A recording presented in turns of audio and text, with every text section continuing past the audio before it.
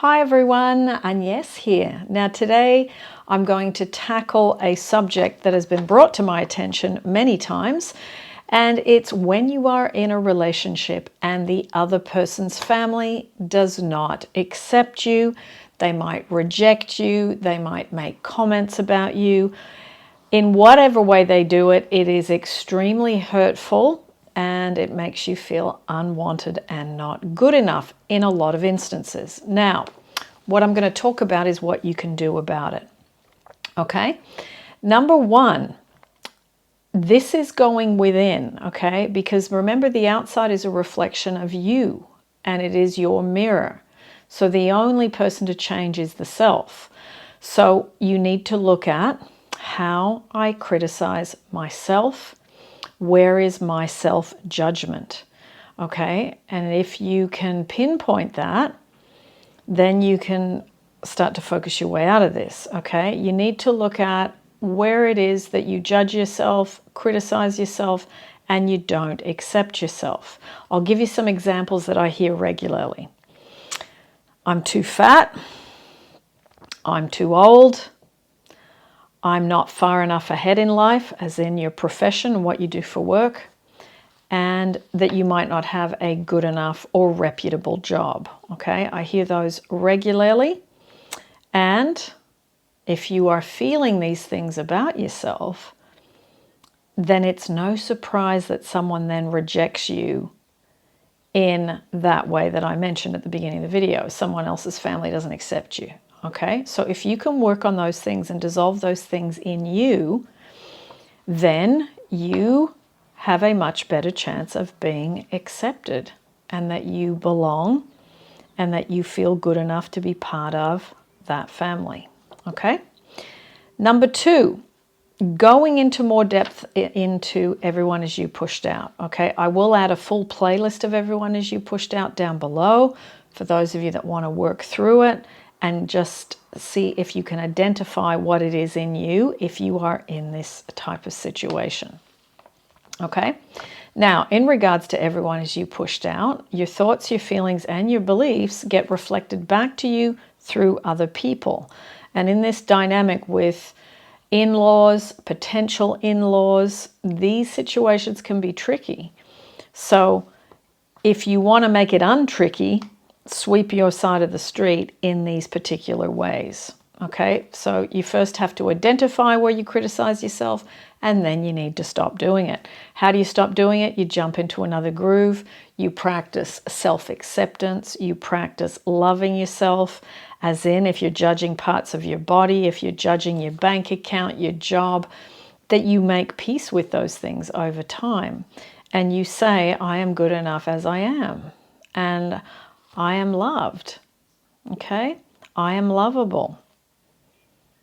Now, Louise Hay used to say, I am beautiful and everybody loves me. That was her affirmation. So you can tweak the affirmations to suit your particular situation. Okay? Now, the question to ask in regards to this Everyone Is You Pushed Out, this is the big question to ask. If that is on the outside of me, this experience, what have I got going on within me that supports it? Okay?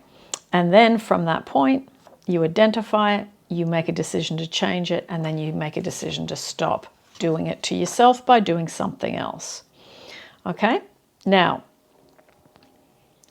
what is the something else? What is it that you could do apart from a direct mirror image flip? Okay, so firstly, you find the criticisms and judgments that you have about yourself.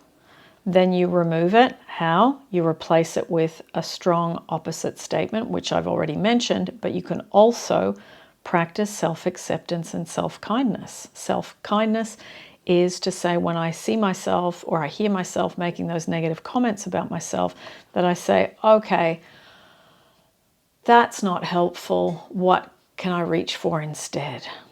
And you change the thought. Okay? Now, there are other things you can do, such as Ho'oponopono to jump out of that groove. Some people do hypnosis to jump out of that groove. And you can work with a counselor, a therapist, or someone like a coach and start to make little weekly plans on how to move your way out of this. Okay?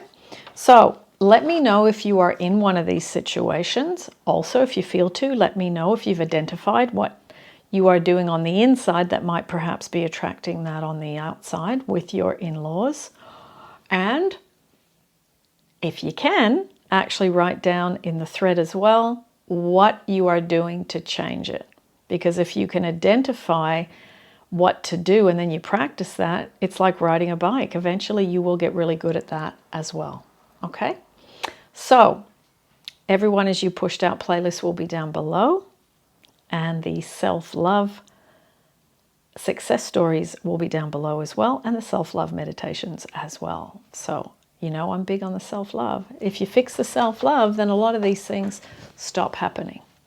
Okay? Oh, I will tell you a little story before I go. It just popped into my head.